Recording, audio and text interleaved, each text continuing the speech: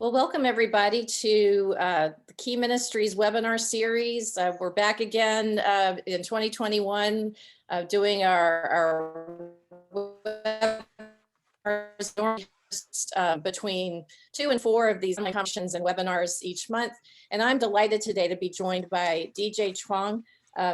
We are going to be talking about something that is really important, and it's so important that we've decided to create a new series at Key Ministry, and that is kind of this where all these things meet together, the cultural competence issues, mental health issues, and how the church can really be very helpful in breaking down barriers and just making sure that people who have mental health needs are not only welcomed in the church community, but that they understand that it's okay to get help for mental health needs too. So without further ado, I'd like to welcome DJ. Thanks so much for joining us today. It's early in California where you are. So thank you. Thanks for getting up early to join us today. Hey, it's an honor to be with you, and I really appreciate the ministry of Key Ministry.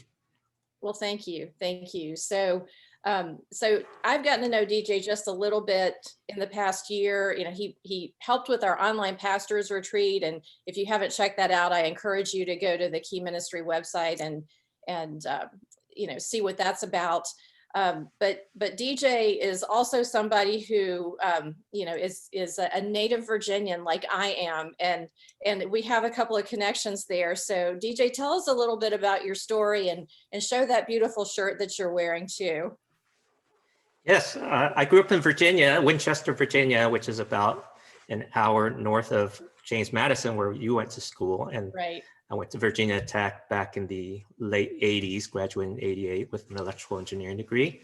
My heritage is Chinese, and my family immigrated to America in 74 when I was 8 years old.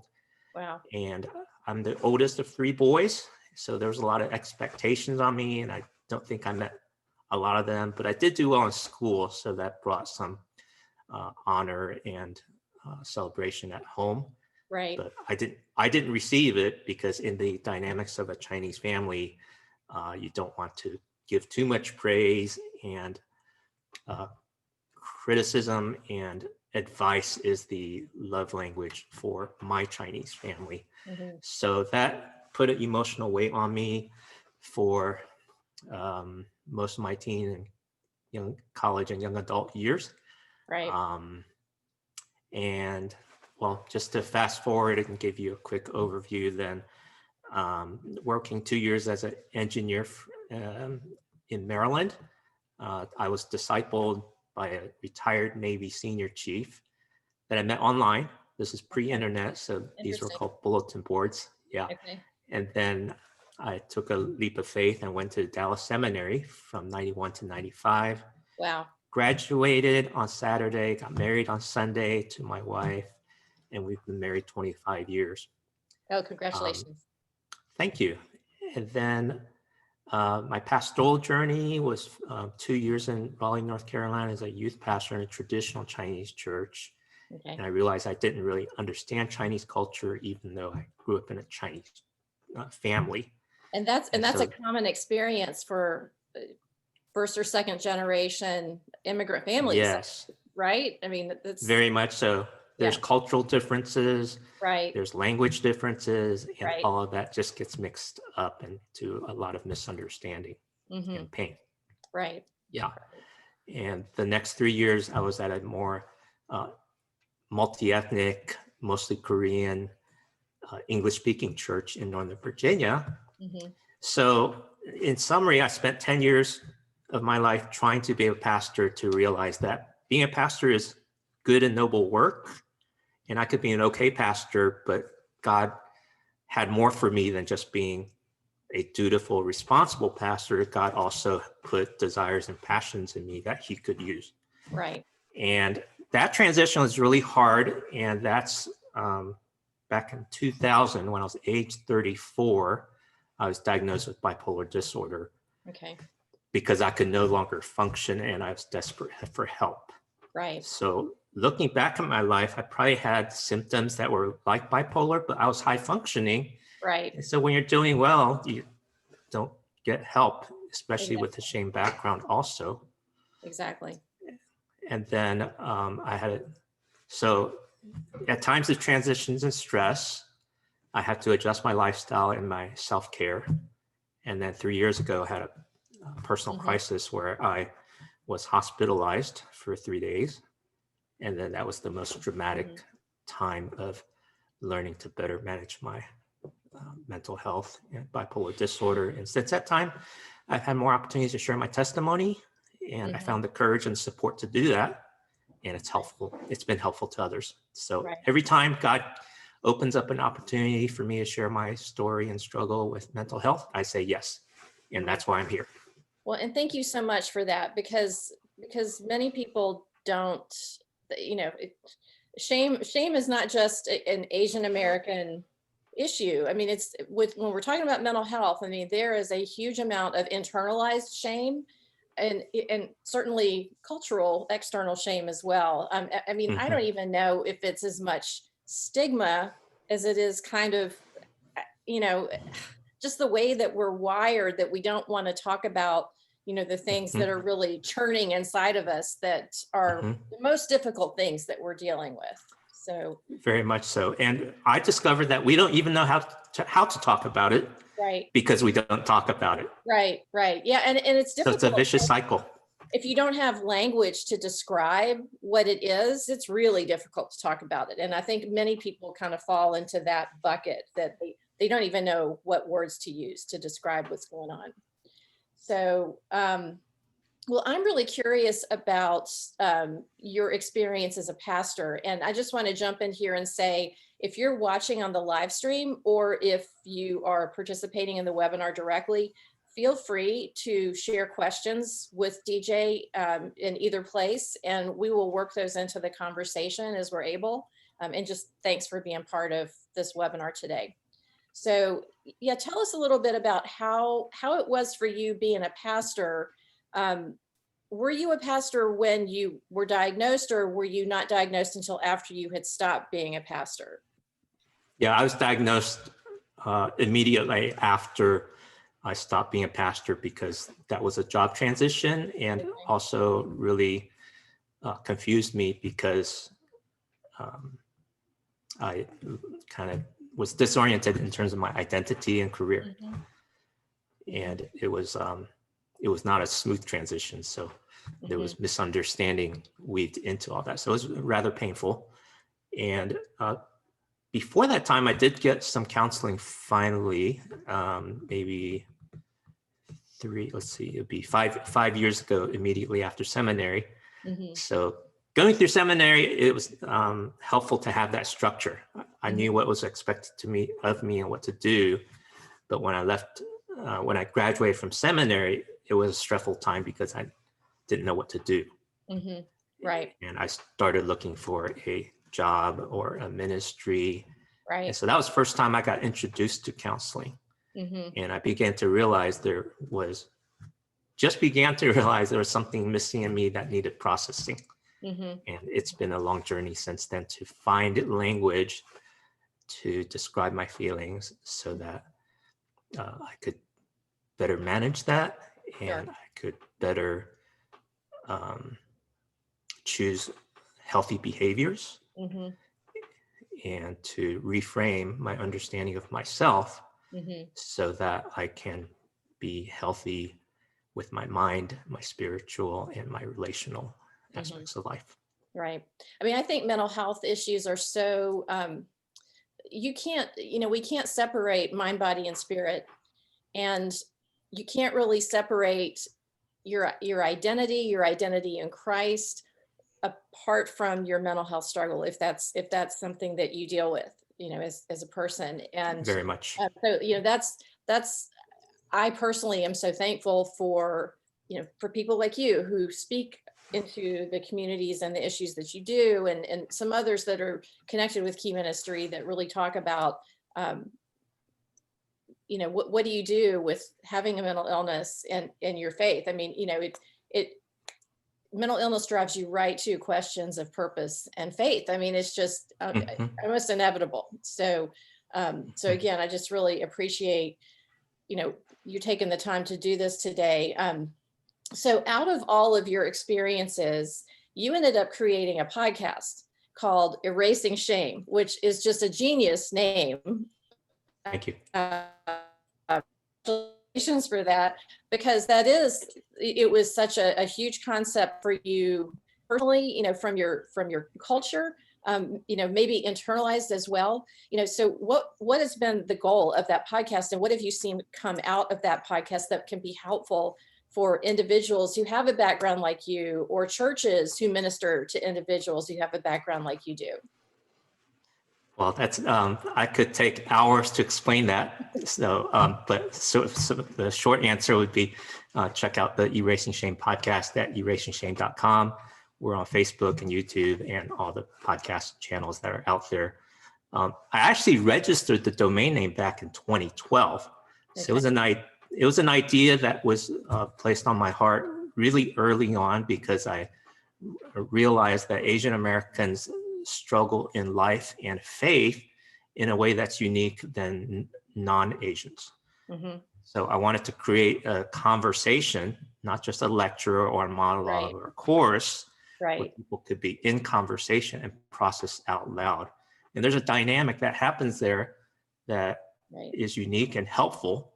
Right. Just reading a book or going to a conference, going to a class, it's only one directional and doesn't give you the full effect. Mm-hmm. And when I had my personal crisis in 2017, it took me 9 months to recover.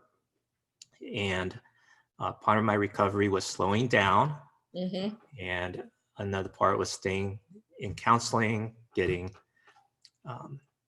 medication adjusted, starting to work out. So I do something called Orange Theory. Okay. That was high interval intensive training. And I love the color orange.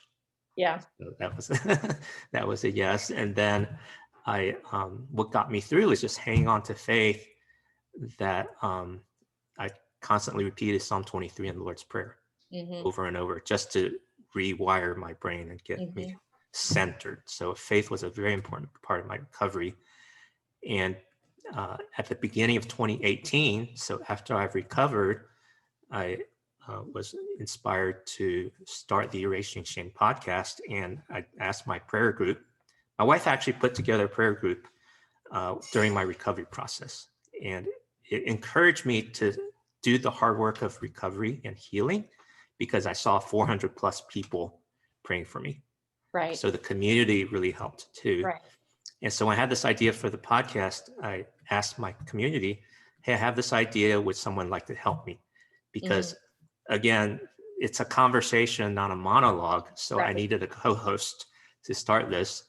And a Korean American therapist raised her hand and was willing to start the podcast with me. And for me, I think just getting started was so important. So the premise was, let's have a weekly conversation live streamed on Facebook, talking about different aspects of shame as Asian Americans. We covered the aspects of defining what it is. We talked about family dynamics, relational dynamics, spiritual dynamics, what it meant for Asians and non-Asians. And we discovered in that first season that it's an inexhaustible topic, because we've never talked about shame. Yeah. So I'll never struggle for content. And so each season, which lasts about 6 to 12 months, we have a different co-host and a different theme. And we're coming up on season 5 this month. So it's a conversation that continues. And occasionally we get feedback. I see the numbers are good enough. So I'm not looking to build a huge audience, but I just want to get the conversation started so that people who are non-professionals can hear people's stories of how they manage their mental health and realize, hey, they're not alone. There is hope. And it's okay to get help. So is this something that churches are tapped into? Because I sure hope that you have some pastors or ministry leaders who are part of your audience, or are Yeah, hearing. I have a few pastors. I have a few pastors in the mix. I don't get a lot of feedback, although every time we ask for subscribers and people to review and give us feedback. So that's kind of just how it is with podcasts and social media, that Right. less than 10% of people actually respond. But I Right. do have pastors that are listening in, and I think it's a huge opportunity for churches to not only share testimonies of other aspects of how people have found healing for abuse and trauma and finances and loss, that there could be just a focused conversation of stories of faith and healing from mental health. And that's a huge opportunity for churches to really step into. And Right. my intent in doing it this way is no budget, no staff, anybody can do it. Right. Right. Hey, we can relate to that. So yeah, and I mean, you talk about not being sure, where to go with ministry, a few years ago, and I think that, I mean, technology has created so much opportunity for ministry that did not exist even 10 years ago, certainly not 15 or 20 years ago. And it's again, it's hard to imagine, what you're going to do with some of those things that God has really put in your heart, your experiences and your desire to, to help others learn from your experiences. I mean, God has really put some amazing tools in our hands to be able to do just that right now. And so, yeah, it's great that, that you're stepping into this niche opportunity, that hopefully more churches will start leaning into as well. Well, if you could sum up just a couple of words, a couple of concepts of what you would really like to see, churches to grab onto to get cultural competence when they serve Asian American communities, the pastoral staff is Asian American, or if they're doing outreach into Asian American communities. I mean, what are a couple of those concepts you would really like for churches to be thinking about and working on? That's a great question. I think of three things. One is to talk about mental health. So one of the tensions in many churches is that almost half of churches present mental health as only a spiritual problem. Right. So it's prayer and Bible and faith that will get you over the challenges. And that's not true for most people. Right. That it's a every aspect of life problem, medical, physical, biological, right, relational, memories, and all of that. And so it takes a holistic approach, and churches can provide a safe place first by starting to talk about it and recognizing it's a problem that's more than just spiritual. Right. And making it okay to talk about it in terms of a sermon, in terms of education and workshop. And the reality is churches are already dealing with mental health in the pastor's counseling office. Right. So surveys have shown that when people struggle with mental health, the first person they go to is their pastor, right, not to a professional therapist or psychiatrist. So churches already deal with that behind closed doors. But if they would open that doors, more people would be helped. So just talking about it, surveys have shown very few churches do that. So that's the first step. Talk about it, educate people.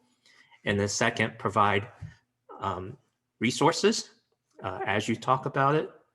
And then third, the church itself can be the support group. Just have a weekly or monthly prayer meeting specifically for mental health. Then that helps people recognize that they're not alone. Right. And churches are supporting people through their healing journey.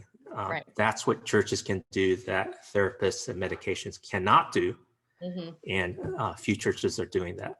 Now, specifically on the cultural aspect, I, along with some others, have normalized it as this is a human challenge. It's part of our human condition that at stressful times that we deal with mental health issues that require extra self-care. Right. It's not just a white person thing, which is Right. still a perception along most people of color. It's a white person thing because psychology has been most developed in a European and white cultures. So whether it's Black culture, Latino culture, Asian cultures, there's just not as much understanding and acceptance of what Right. psychology and psychiatry can bring to help people.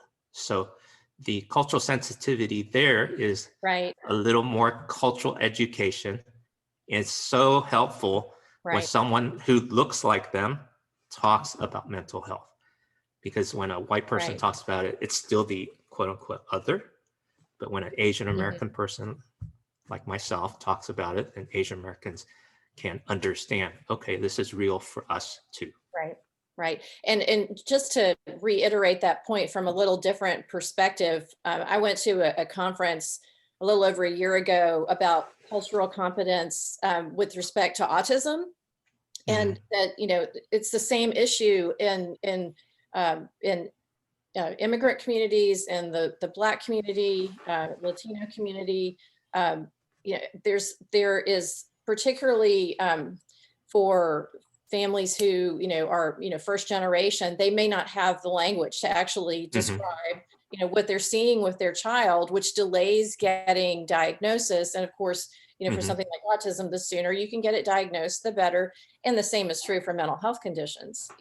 And That's right. I'm sure the statistics on that there's a 5 to 7 year average between onset of symptoms and actually getting the proper help for mental health conditions. So, yeah, I mean, it's hugely important for people to have someone they can relate to understand, what they're seeing, to be able to talk about what they're seeing. So I just want to throw something out here real quick. We had somebody in the webinar raise their hand. If you want to submit a question in the chat, we'll be happy to work those into the conversation with DJ. And definitely, if you are on the Facebook live stream, feel free to ask a question there too. I'm monitoring that as well, and I'm happy to, work in any questions that we have as time allows. So, I just think that it's cultural competence is not, it's like a lot that we talk about with mental health ministry. Mental health ministry is more of a mindset than anything else. It's not a big program. It's not a budget or a staff. It's more about meeting people where they are. And like you said, giving them space to be able to have prayer for, their mental health needs, or, the things that they don't want to talk about. And really, I see cultural competence. The heart of it is just understanding where somebody is coming from. And I may not be able to do that in certain situations as well as somebody else. And that's okay. I mean, I think sometimes, particularly for people who are in leadership, it's easy to kind of think, well, I've got to do it all. But no, that's not how a body operates. That's not how the body of Christ is supposed to operate. So, yeah, I just, appreciate you really leaning into this space, like I said a few minutes ago. So, yeah, I'll give you this perspective from my experience. I've worked with counselors, Christian counselors and non-Christian, Asian as well as non-Asian, and the non-Asian white counselors and also my mentor gave me that safe, non-judgmental, supportive space. And they held my story and walked with me through it. And that was tremendously helpful, just to realize that I had value and that I wasn't alone and they were there to help me.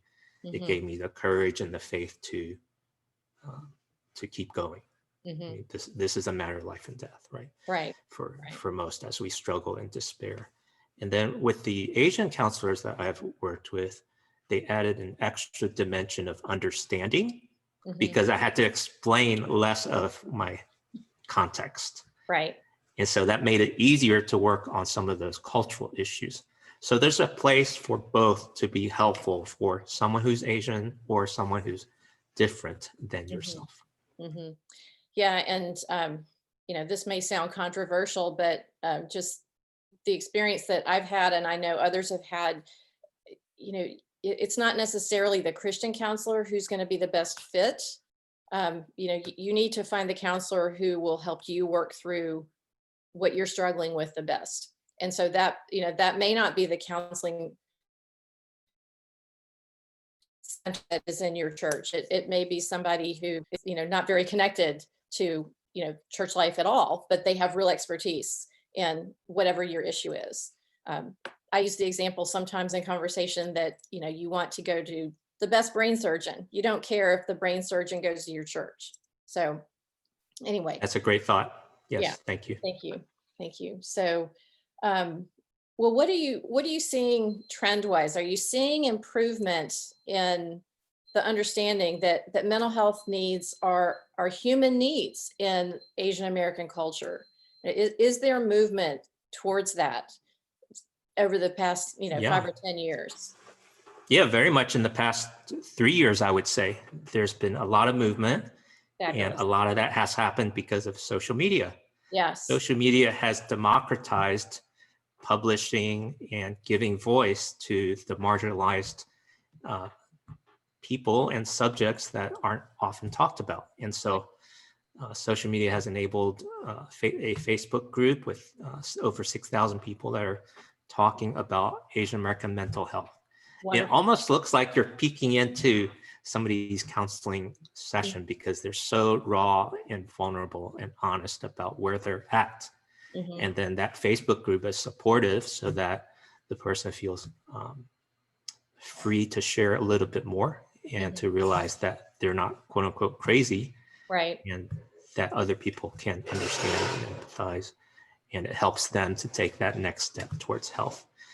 So just to have that has been huge. Certainly our podcast has helped a number of people. And then there's a Instagram,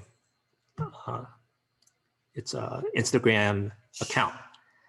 And this women therapist from Houston started it less than a year ago, and it's accumulated to over 10,000 followers, if I remember right. Wow, that's less than 6 months. And so there's a huge void in the topic being talked about. And so people are gravitating to that because it strikes a nerve and it's helping people to just start talking about it. So if you will, can you give us the name of the Instagram page and the Facebook group? Because I'm sure people viewing this, now and in the future are going to want to know, how to go join or check those out. I'll give that to you in the show notes. So in the show notes with this webinar recording, awesome. You'll get the links to those. Fabulous. So, we have 3 focus words this year. That Key Ministry is working off of. Everybody was suddenly disconnected from one another last year. So we're really focusing on connectedness.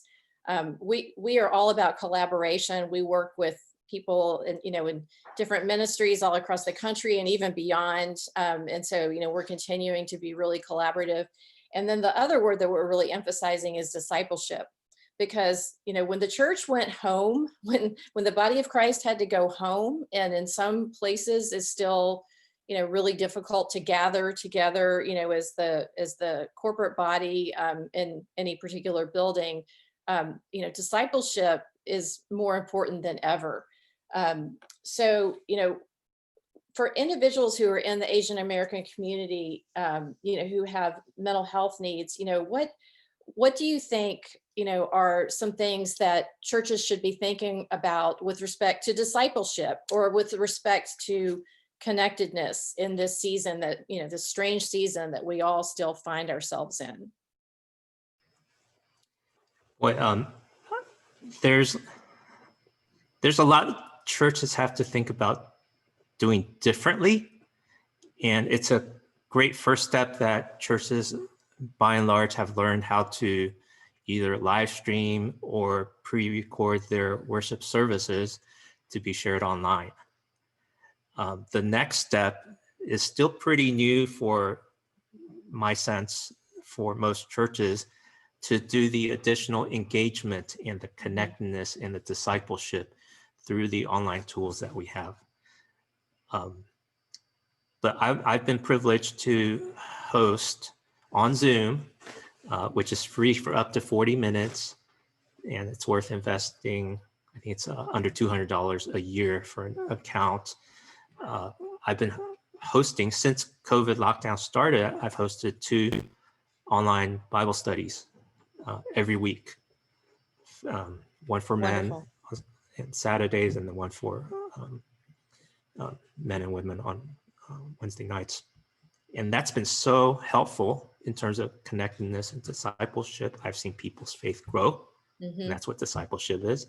Right. And connectedness, that people have gotten into the habit of checking in every Wednesday. So when I took off one Wednesday for the holidays, I had 2 or 3 people still wanting to jump in on that call, even though I communicated several times. So yeah, typical, but it's wonderful too, that people are yes. so invested that they want to be there, even though it's a holiday. That's yes. wonderful. So learning to use the tools that are freely available to us is a huge piece for us to really work and provide that space and time online for connectedness and discipleship. I think the biggest difference in using the online tool, most of them are asynchronous, meaning it happens like on a Facebook group and there's discussion thread, and that's not in real time. That tends to be hard for most people to engage with because it's not happening at the same time. Right. And so having a online meeting like a live stream or a webinar is much more helpful for people to stay engaged and have conversation. And that brings more understanding and more connectedness. Right. So that's what churches and ministries like yours can do more of to help people.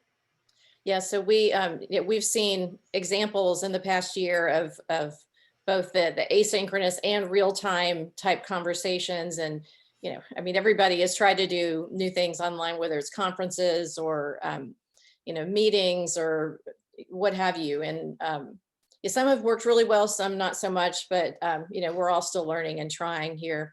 But, you mentioned, using these tools for churches, and that it's been harder for churches to kind of make that leap towards, really having effective discipleship, effective widespread connectedness using technology. But I kind of lost my train of thought, actually. I'm going to have to jump back to that in just a second. I'm so sorry. No, it's all right. Yeah, human here, right? So hey, we're in real time. Yeah, exactly. So, well, you have mentioned your podcast, which is wonderful. Is there any other resource like that you really recommend for churches, who serve Asian American communities, want to understand some of those cultural barriers a little bit better? What would you recommend? And we can definitely put those in the show notes as well. Well, the ones that are Asian American specific, well, I think the Instagram account that I'll put and give you for the show notes. Yeah. Jenny Wang is Dr. Jenny Wang is the person that posts on there. She's actually aspiring to write a book with all her learnings. Okay. And she's actually been really good about posting quotes that explain the dynamics of Asian American culture and how that relates to shame and mental health. Okay. So she has had the most insightful, profound, here's one place that I'm learning more about my Asian American cultureness. So give you a couple examples specific to Asian and Asian American dynamics is Asian culture values the family so much that the concepts that are common in psychology about boundaries and individuation just doesn't resonate as much. Gotcha. And so learning how to navigate the nuances of how you deal with family dynamics and family history that may have caused trauma and pain in your individual life. You want to hold that delicately and honor that Right. and talk about it in a way that doesn't bring shame to the family. Right. So that can be hard to do, Absolutely. as you can imagine.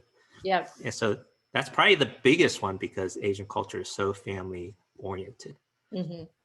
And then there's all kinds of other aspects, because shame in the Asian cultural context is not just you feeling shame, it's also the community putting shame on you when they see your weakness. And so Asian culture tends to value the idea of saving face and looking good on the outside, but holding Right. your pain on the inside. So in Chinese, they have a phrase, eating bitterness, 吃苦.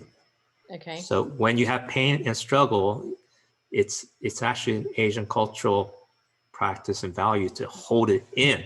Mm-hmm. But those of us that have done self-care and recognize what mental health looks like is you don't want to hold it in, because you're as sick as your secrets. Right. Right. Yep. And so you think about that in the personal sense and the family sense, then the Bible talks about generational sin. So there's generations of all this trauma and all this shame and bitterness that have perpetuated for generations. So there's a lot to unpack in the Asian American culture. And that's one place that I've seen the Instagram account has been the most articulate and quickly can bring you that understanding. Mm-hmm.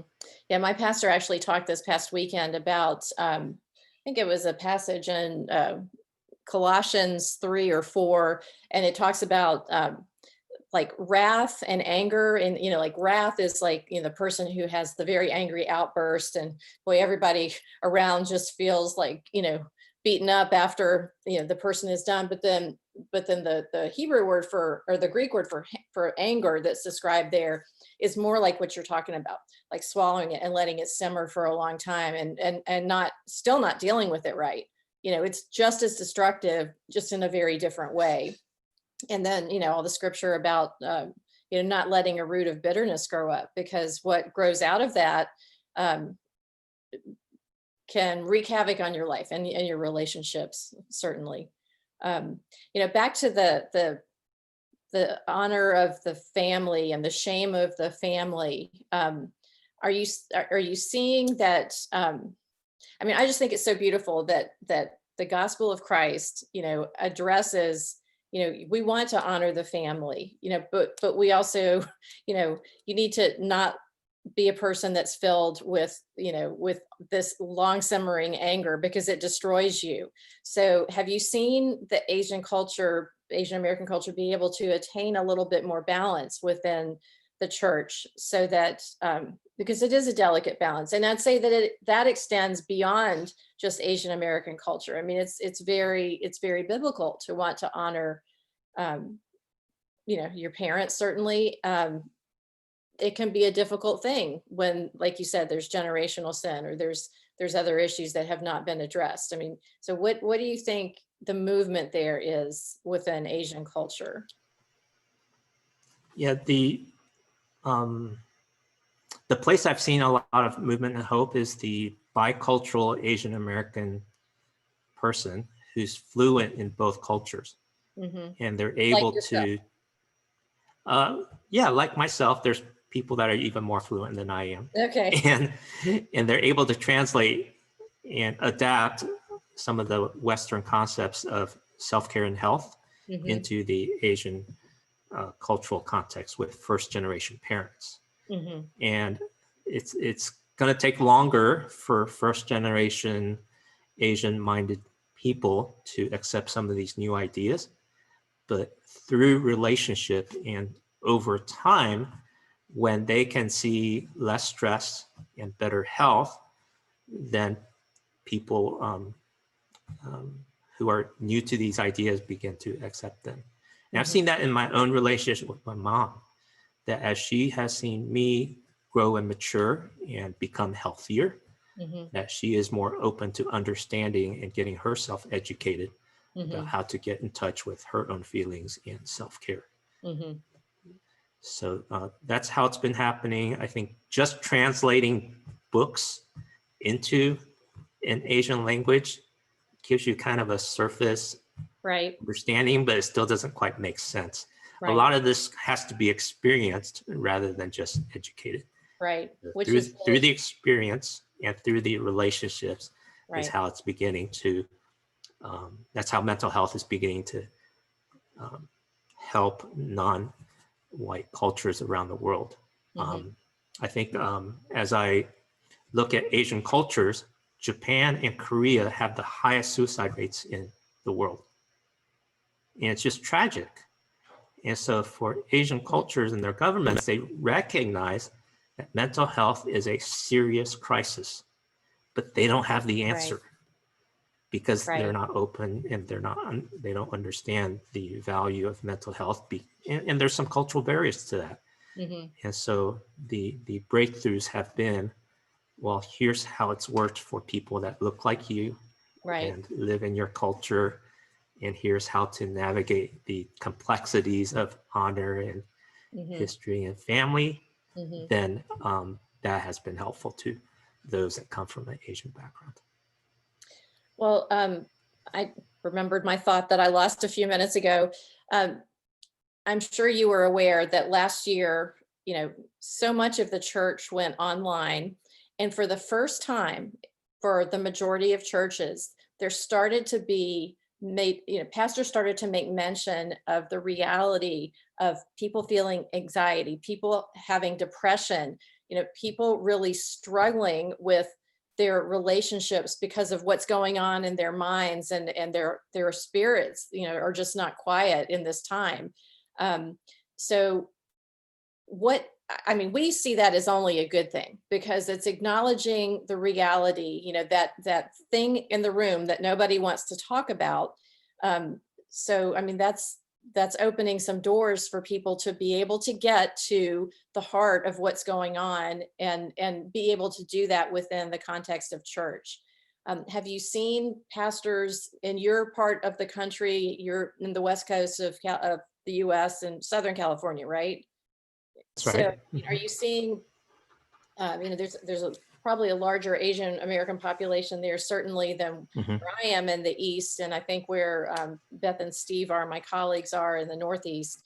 Are you seeing the churches there really start to rally around the very real felt mental health needs that people have been experiencing since all of the COVID stuff started?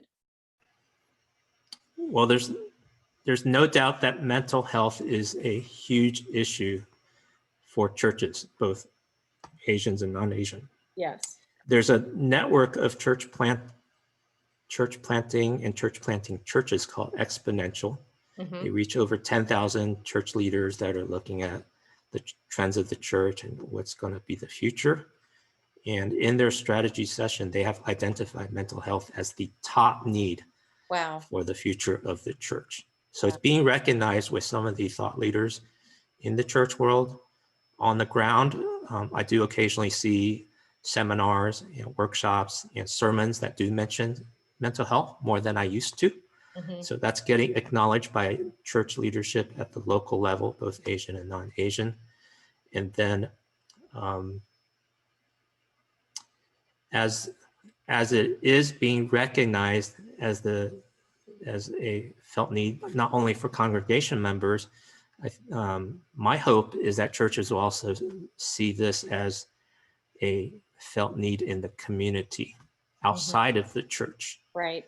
So many churches look for ways to outreach by meeting people's practical needs or felt needs. Yes. Well, if the statistics are right, and I think they are, 20 to 25% of the general population struggle with mental health every year. Right. So that's probably the biggest slice of obvious felt need that everybody has, that every church can be reaching into their community to help with.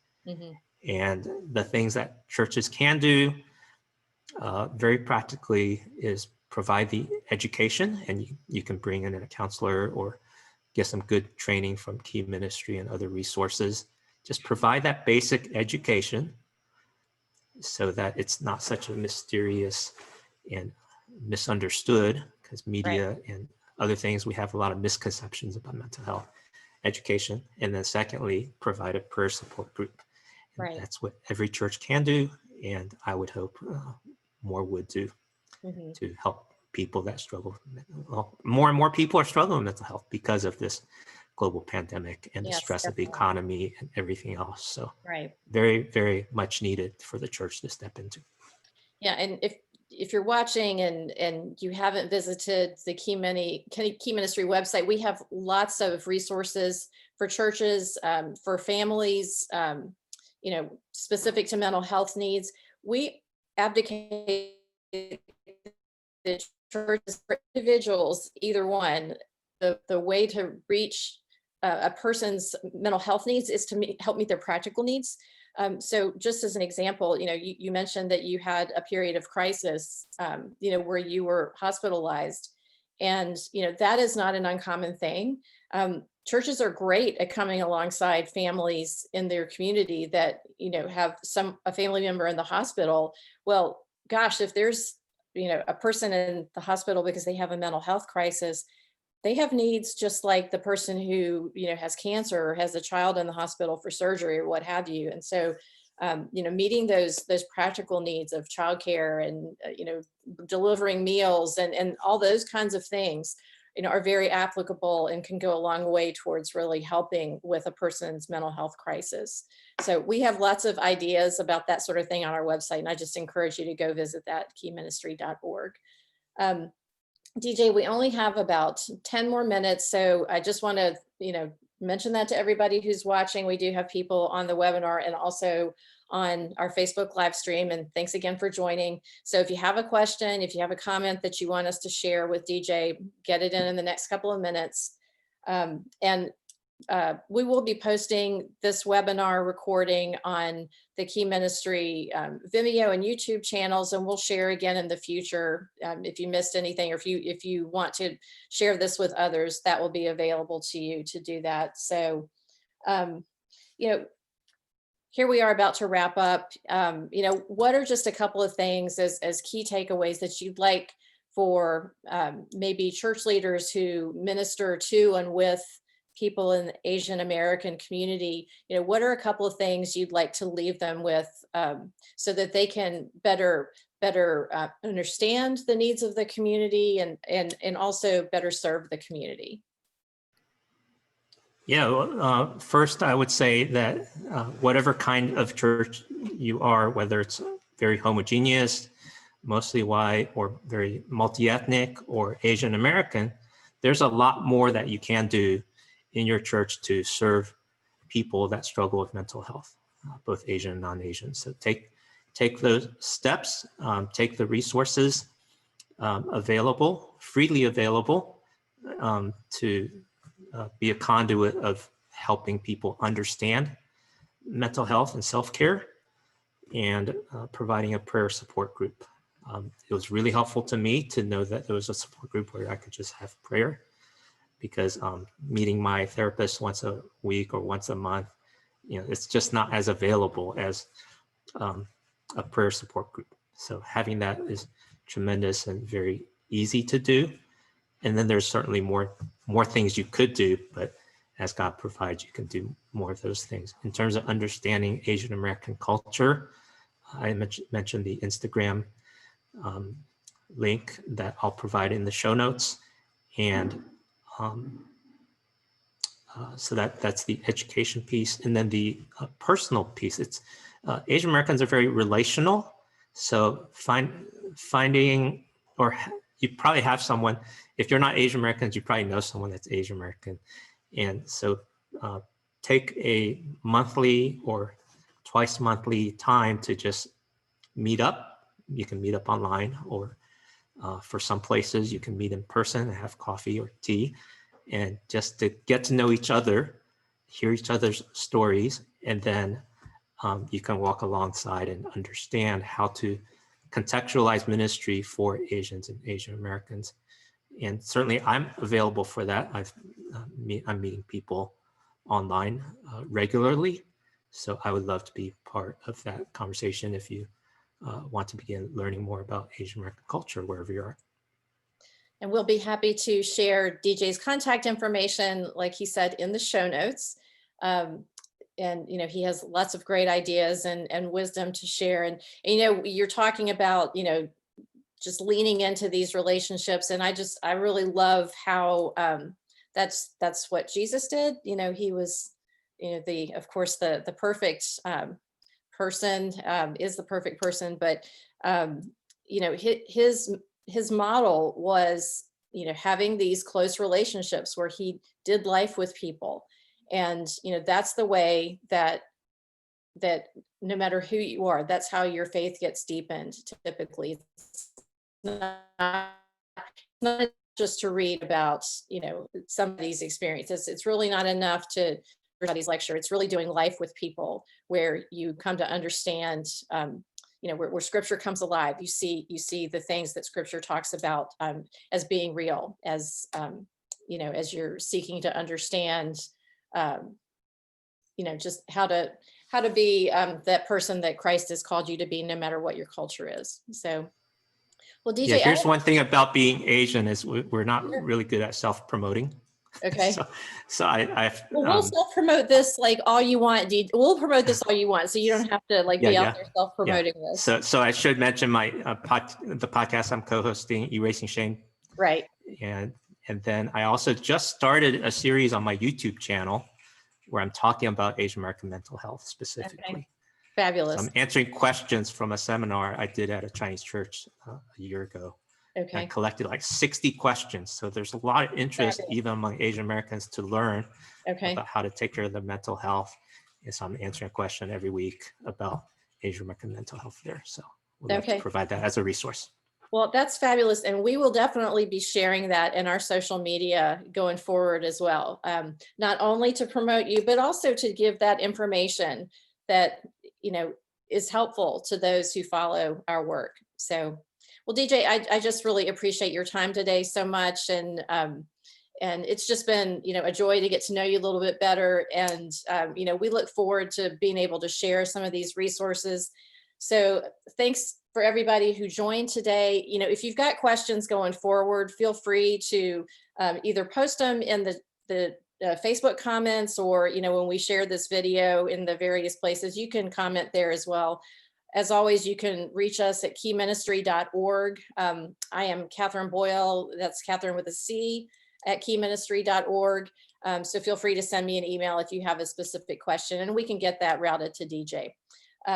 So once again, this is the Key Ministry webinar series. Thanks for joining us, and we'll see you again real soon. Bye.